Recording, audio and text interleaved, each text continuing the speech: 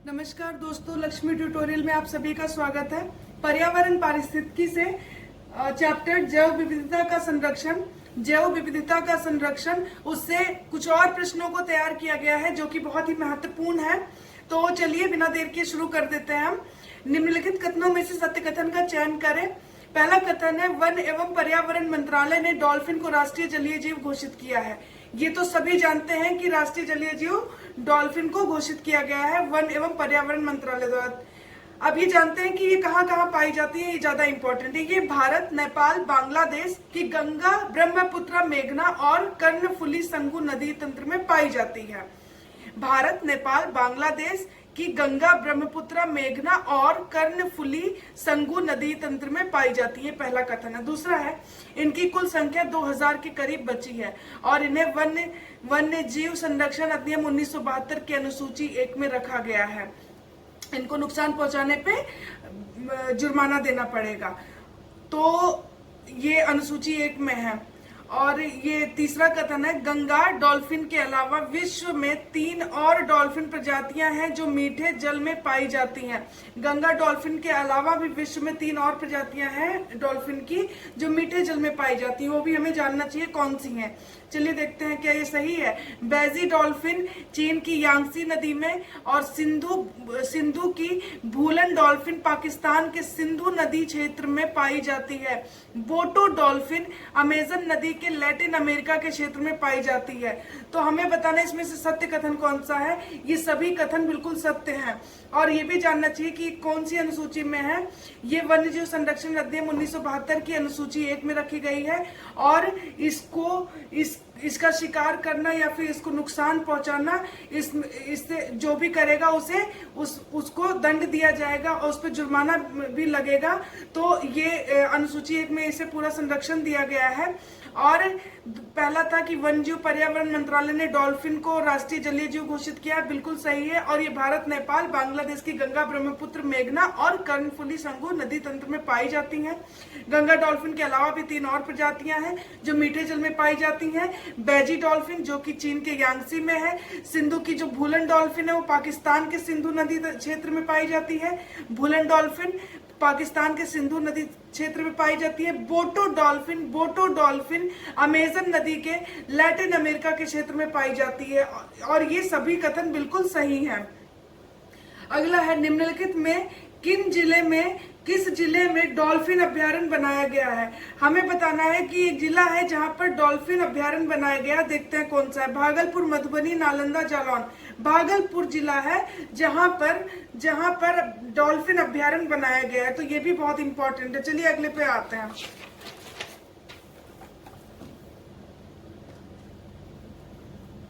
अगला है, निम्नलिखित कथनों पर विचार करें। पहला कथन है, पर्यावरण, वन एवं जलवायु परिवर्तन मंत्रालय और UNDP united nation development programme ने साझे तौर पर वर्ष 1999 में भारतीय वन्य जीव संस्थान देहरादून में समुद्री कछुआ प्रोजेक्ट की शुरुआत की। तो समुद्री कछुआ प्रोजेक्ट की शुरुआत कब हुई? 1999 में भारतीय वन्य जीव संस्थान देहरादून में पर्यावरण एवं जलवायु परिवर्तन मंत्रालय और यूएनडीपी की साझे तौर पर हुई थी। दोनों के साझे तौर पर पर्यावरण, वन एवं जलवायु परिवर्तन मंत्रालय और UNDP united nations development programme, दोनों के साझे तौर पर दोनों ने वर्ष 1999 में भारतीय वन्यजीव संस्थान देहरादून में इसकी शुरुआत की थी। इस प्रोजेक्ट की, समुद्री कछुआ प्रोजेक्ट की शुरुआत की थी। ये पहला कथन है।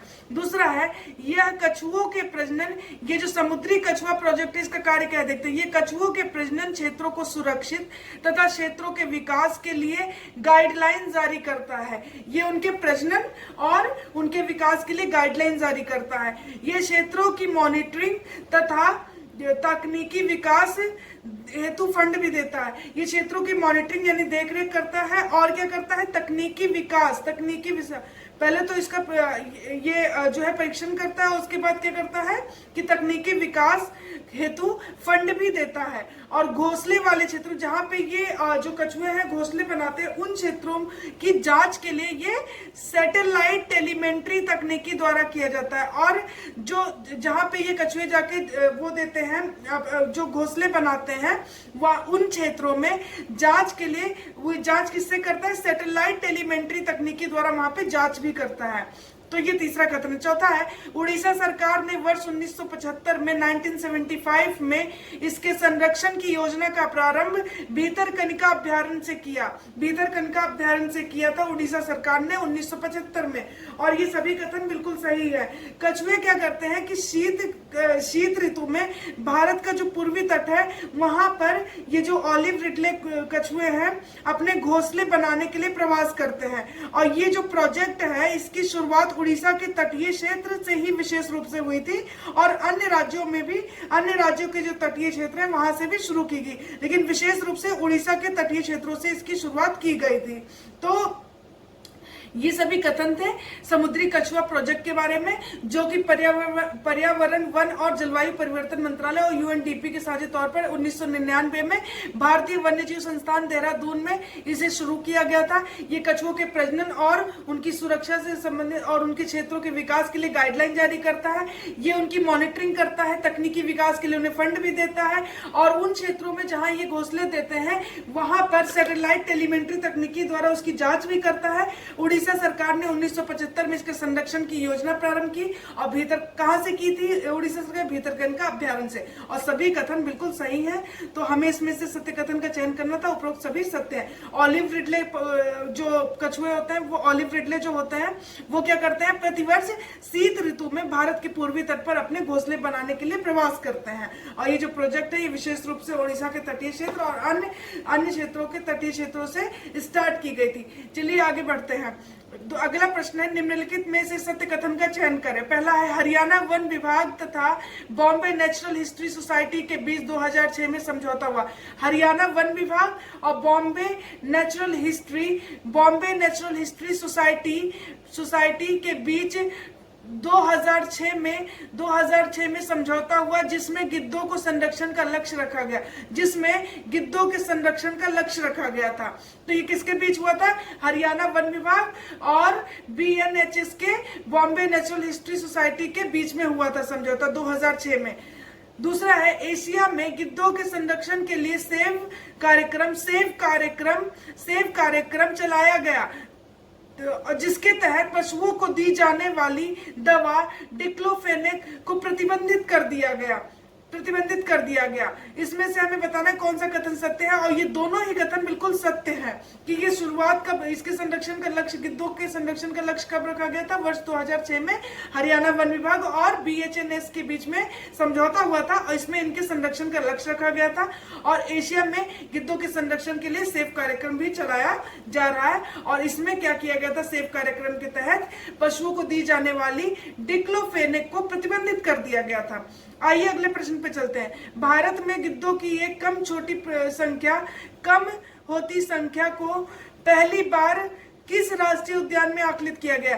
ये कह रहा है कि भारत में गिद्धों की जो कम होती है संख्या है उसको जब सबसे पहली बार फर्स्ट टाइम किस राष्ट्रीय उद्यान में आकलित किया गया था? केवलादेव राष्ट्रीय उद्यान, रानी झांसी राष्ट्रीय उद्यान। तो ये जो केवलादेव है, केवलादेव राष्ट्रीय उद्यान, केवलादेव ये कहाँ पे है? भरतपुर में, और इसी में ही सबसे पहले आकलन किया गया था। अगले प्रश्न पे आते हैं। भारत में गिद्ध की प्रजातियां पाई जाती हैं, देखते हैं कौन कौन सी प्रजातियां इसमें से पाई जाती हैं भारत में। White backed vulture, slender billed vulture और long billed vulture, Egyptian vulture, red headed vulture, Eurasian griffon vulture, Himalayan griffon vulture, cinereous vulture, bearded vulture. और इसमें से कौन सी पाई जाती हैं? भारत में कुल 9 गिद्धों की 9 प्रजातियां पाई जाती हैं, और ये 9 प्रजातियों के नाम हैं, और ये बिल्कुल सभी सही हैं, और ये सभी भारत में पाई जाती हैं। टोटल 9 प्रजातियां हैं। White backed, slender billed vulture और long billed vulture, Egyptian vulture, red headed vulture, Eurasian griffon, Himalayan griffon, cinereous vulture और बियर्डेड वल्चर, ये सभी भारत में पाई जाती हैं प्रजातियां। ये टोटल भारत में 9 प्रजातियां पाई जाती हैं। अगले प्रश्न पे आते हैं।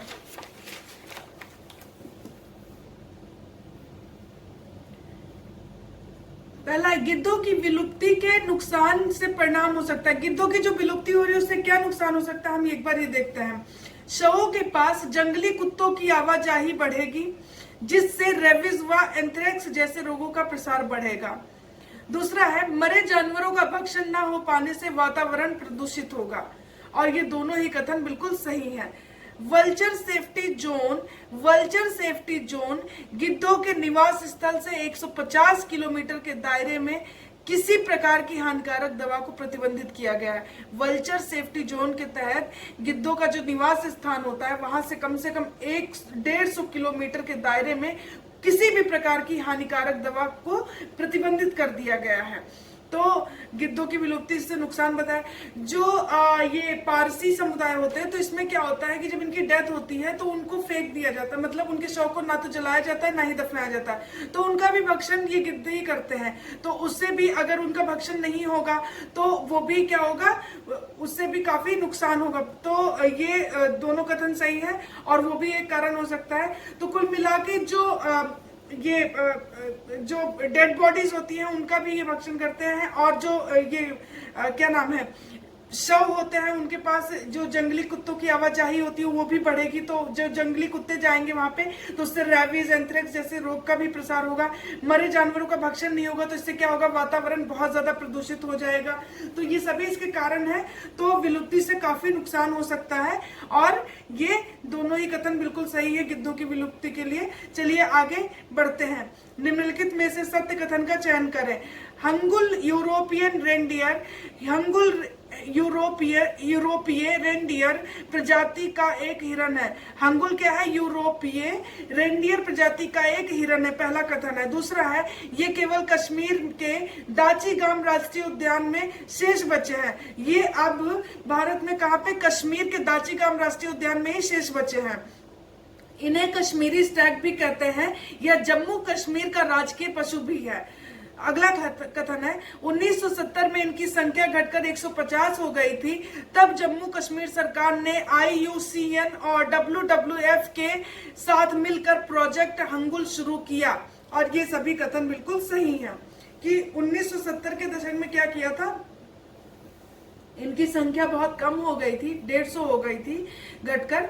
तो जम्मू कश्मीर गवर्नमेंट ने क्या किया, IUCN और WWF के साथ मिलकर हंगुल प्रोजेक्ट शुरू किया था। प्रोजेक्ट हंगुल शुरू किया था। कश्मीरी स्टैग इन्हें कहते हैं, ये जम्मू कश्मीर का राजकीय पशु है। ये यूरोपीय रेंडियर प्रजाति का एक हिरन है। ये कश्मीर के दाचीगाम राष्ट्रीय उद्यान में शेष बचे हैं, बाकी सब जगह नहीं है कहीं भी भारत में। और ये सभी कथन बिल्कुल सही है और ये बहुत इंपॉर्टेंट है। चलिए अगले प्रश्न पे चलते हैं।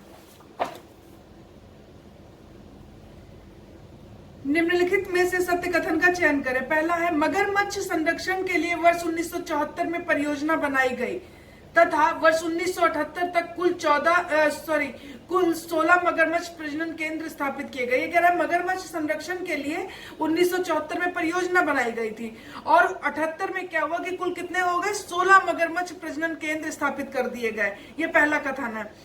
दूसरा है, लवण युक्त पानी में रहने वाले मगरमच्छों की सर्वाधिक संख्या भीतरकनिका राष्ट्रीय उद्यान में है। यह विश्व धरोहर सूची में भी शामिल है। लवण युक्त पानी में रहने वाले मगरमच्छों की जो सबसे ज्यादा संख्या है वो कहाँ पे, भीतरकनिका राष्ट्रीय उद्यान। भीतरकनिका राष्ट्रीय उद्यान कहाँ है, उड़ीसा में है और ये विश्व धरोहर सूची में शामिल है। ये भी बिल्कुल सही है। तीसरा है, केंद्रीय मगरमच्छ प्रजनन और प्रबंधन प्रशिक्षण संस्थान हैदराबाद में स्थित है। केंद्रीय मगरमच्छ प्रजनन एवं प्रबंधन प्रशिक्षण संस्थान हैदराबाद में स्थित है। मगरमच्छ अभ्यारण्यों की सर्वाधिक संख्या आंध्र प्रदेश में है। लेकिन मगरमच्छ अभ्यारण्यों की सर्वाधिक संख्या कहाँ पे है, आंध्र प्रदेश में है। और केंद्रीय मगरमच्छ प्रजनन और प्रबंधन प्रशिक्षण संस्थान कहाँ पे, हैदराबाद में। सर्वाधिक संख्या कहां पर है? अभ्यारण्यों की आंध्र प्रदेश में है।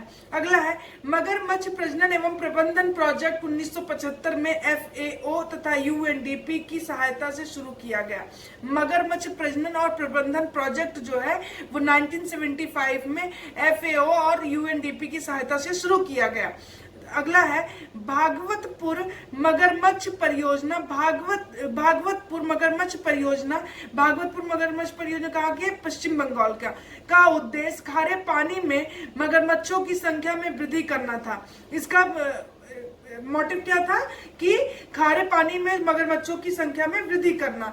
यह 1970 के दशक में शुरू की गई परियोजना थी और ये कहाँ की परियोजना थी? पश्चिम बंगाल की थी। और ये सभी कथन बिल्कुल सही है। देखिए कई बार ये भी पूछ लेता है कि केंद्रीय मगरमच्छ प्रजनन और प्रबंधन प्रशिक्षण संस्थान कहाँ स्थित है? हैदराबाद में है। कई बार इस तरह से प्रश्न पूछेगा कि मगरमच्छ अभ्यारण्यों की सर्वाधिक संख्या किस राज्य में है? तो ये भी हमें जानना चाहिए, आंध्र प्रदेश में है। लवण युक्त पानी में रहने वाले मगरमच्छों की सर्वाधिक संख्या कहाँ पे? किस राष्ट्रीय उद्यान में? भीतरकनिका राष्ट्रीय उद्यान में है। मगरमच्छ संरक्षण के लिए वर्ष कब परियोजना कब बनाई गई थी? 1974 में। 16 मगरमच्छ प्रजनन केंद्र स्थापित किए गए थे। 1978 तक 16 हो गए थे। और भागवतपुर मगरमच्छ परियोजना किसकी है? पश्चिम बंगाल की है। कब शुरू की गई थी? 1970 के दशक में। और ये इसका उद्देश्य क्या था? खारे पानी में मगरमच्छों की संख्या में वृद्धि करना, ये इसका उद्देश्य था। और ये सभी कथन बिल्कुल सही है। अगले प्रश्न पे आते हैं। निम्नलिखित में से गैंडे की मुख्य शरण स्थली है। गैंडे की मुख्य शरण स्थली है कौन सी? देखना है। मानस अभ्यारण्य, काजीरंगा उद्यान, जल्दापाड़ा अभ्यारण्य, दाचीगाम राष्ट्रीय उद्यान।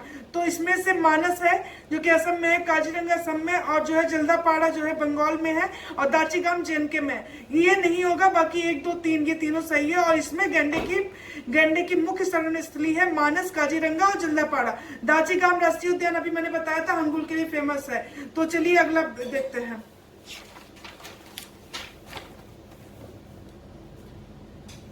निम्नलिखित कथनों पर विचार करें। पहला है एक सींग वाले गैंडे प्राकृतिक रूप से मुख्यतः भारत व नेपाल में पाए जाते हैं। प्राकृतिक रूप से मुख्यतः कहाँ पाए जाते हैं? भारत और नेपाल में। इसके अतिरिक्त भूटान, बांग्लादेश और पाकिस्तान में भी पाए जाते हैं। ये भारत में प्राकृतिक रूप से भारत में और नेपाल में पाए जाते हैं। और इसके अलावा ये कहाँ पाए जाते हैं? भूटान, बांग्लादेश और पाकिस्तान में भी पाए जाते हैं एक सींग वाले गैंडे। अगला है वर्ष 1987 में इसकी संख्या में कमी होने के कारण गैंडा परियोजना प्रारंभ की गई थी। तो 1987 में इसकी संख्या में कमी होने के कारण गैंडा परियोजना का प्रारंभ किया गया था। तीसरा है इंडियन राइनो विजन 2020 का उद्देश्य एक सींग वाले गैंडे का संरक्षण तथा संख्या में वृद्धि करना। इंडियन राइनो विजन 2020 का उद्देश्य क्या है? कि एक सींग वाले गैंडे का संरक्षण करना, उनकी संख्या में वृद्धि करना। इसे असम के वन विभाग और बोडो स्वायत्त परिषद द्वारा पूर्ण किया जाना है। और इसे जो इंडियन राइनो विजन 2020 है, इसको असम के वन विभाग और बोडो स्वायत्त परिषद द्वारा पूर्ण किया जाना है। और ये बहुत ही इंपॉर्टेंट है। चलिए अगला, इंडियन राइनो विजन 2020 को वर्ल्ड वाइड फंड इंडिया तथा अंतरराष्ट्रीय राइनो फाउंडेशन द्वारा इस परियोजना को सहयोग दिया जा रहा है। इस परियोजना का सहयोग कहां से दिया जा रहा है? वर्ल्ड वाइड फंड इंडिया और अंतरराष्ट्रीय राइनो फाउंडेशन, इन दोनों के द्वारा इस परियोजना को सहयोग दिया जा रहा है। और ये बहुत ही इंपॉर्टेंट है। चलिए अगले प्रश्न पे आते हैं। ये ध्यान रखिएगा, ये प्राकृतिक रूप से भारत में कहाँ पाए जाते हैं? भारत में भी पाए जाते हैं और नेपाल में भी। और इसके अलावा ये भूटान, बांग्लादेश, पाकिस्तान में भी पाए जाते हैं। 1987 में इसकी कमी होने के कारण गैंडा परियोजना शुरू किया गया था। इंडियन राइनो विजन 2020 का उद्देश्य इनको संरक्षण और इनकी संख्या में वृद्धि करना। इसे असम के वन विभाग और बोडो स्वायत्त परिषद के द्वारा पूर्ण किया जाना है। और इसे हेल्प कौन कर रहा है? इसे सहायता कौन दे रहा है? अंतरराष्ट्रीय राइनो फाउंडेशन और वर्ल्ड वाइड फंड इंडिया द्वारा इसे सहयोग दिया जा रहा है। और ये सभी कथन बिल्कुल सही है। अगले कथन पे आते हैं, अगले प्रश्न पे आते हैं। अगला है मार्च 2019 में एशियाई गैंडे और एक सींग वाले गैंडे के संरक्षण के लिए एशियाई गैंडों पर नई दिल्ली घोषणा पत्र 2019 पर हस्ताक्षर किया गया। इसमें शामिल देश हैं। मार्च 2019 में एशियाई गैंडे और एक सींग वाले गैंडे के संरक्षण के लिए नई दिल्ली में एक घोषणा पत्र जारी किया गया था, उस पर हस्ताक्षर किया गया था। एशियाई गैंडे पर नई दिल्ली घोषणा पत्र 2019, इसमें हस्ताक्षर किया गया था।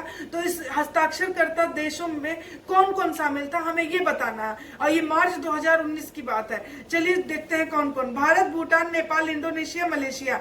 और ये सभी यानी भारत भी है इसमें शामिल, Bhutan, Nepal, Indonesia, Malaysia, Bhutan, Nepal, Indonesia, Malaysia, Bhutan, Nepal, Indonesia, Malaysia, ये ध्यान रखिएगा, इंपॉर्टेंट है। मार्च 2019 में एशियाई गैंडे और एक सींग वाले गैंडे के संरक्षण के लिए एशियाई गैंडे पर नई दिल्ली घोषणा पत्र 2019 पर हस्ताक्षर किया गया था। इसमें 5 देश थे कुल, भारत को मिला के, Bharat, Bhutan, Nepal, Indonesia, Malaysia, Indonesia, Malaysia, Nepal, Bhutan और भारत, ये सभी शामिल थे और टोटल 5 देश थे, टोटल 5 देश थे। तो चलिए अगला देखते हैं।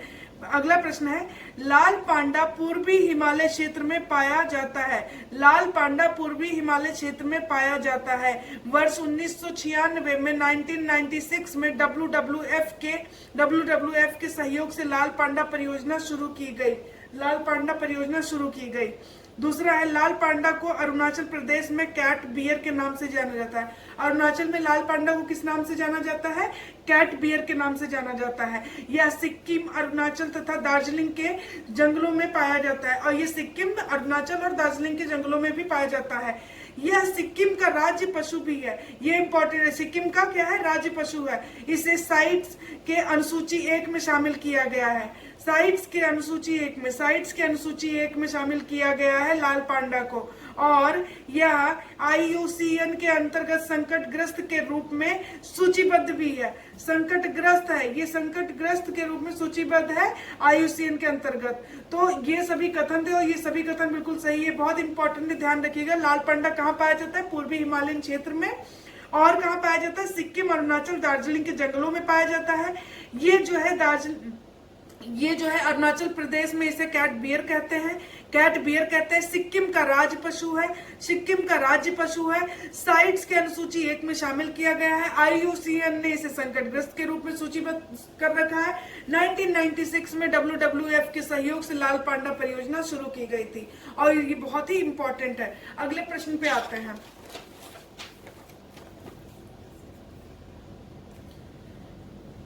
पहला है कथन, कस्तूरी मृग परियोजना 1970 के दशक में शुरू की गई। कस्तूरी मृग परियोजना कब शुरू की गई? 1970 के दशक में। दूसरा है, कस्तूरी केवल नर मृग में ही पाई जाती है। कस्तूरी केवल नर मृग में ही पाई जाती है, ये बहुत ही इंपॉर्टेंट है। कस्तूरी केवल नर मृग में ही पाई जाती है और ये कस्तूरी मृग परियोजना कब शुरू की गई थी? 1970 के दशक में। दोनों कथन बिल्कुल सही हैं और ध्यान रखिएगा, कस्तूरी केवल नर मृग में ही पाई जाती है। अगला प्रश्न है, हिम तेंदुआ परियोजना वर्ष 2009 में शुरू की गई थी। हिम तेंदुआ परियोजना कब शुरू की गई थी? वर्ष 2009 में। यह किन किन राज्यों में क्रियान्वित की जा रही है? ये जो परियोजना है हिम तेंदुआ परियोजना, ये किन किन राज्यों में क्रियान्वित की जा रही है हमें बताना है। जम्मू कश्मीर, हिमाचल प्रदेश, ये हिमालयन क्षेत्रों में जो है क्रियान्वित की जा रही है। तो देखते हैं, जम्मू कश्मीर, हिमाचल, अरुणाचल, सिक्किम, असम। जम्मू कश्मीर, हिमाचल, अरुणाचल, सिक्किम, असम कहाँ पर है? तो ये जो है जम्मू कश्मीर, हिमाचल, अरुणाचल और सिक्किम। असम नहीं होगा इसमें, असम नहीं है। बाकी जम्मू कश्मीर, हिमाचल और अरुणाचल और सिक्किम, इन 4 राज्यों में ये हिम तेंदुआ परियोजना वर्ष 2019 में शुरू की गई थी और यहाँ पे क्रियान्वित की जा रही है। 4 देशों में जम्मू कश्मीर, हिमाचल प्रदेश, अरुणाचल प्रदेश, सिक्किम, असम में नहीं किया जा रहा है। 1 2 3 4, तो 4 राज्यों में ये क्रियान्वित की जा रही है हिम तेंदुआ परियोजना। शुरू कब की गई थी? 2009 में, वर्ष 2009 में शुरू की गई थी। आज के लिए इतना ही। अगर आपको वीडियो अच्छा लगता है तो प्लीज लाइक और सब्सक्राइब करें। Thank you so much.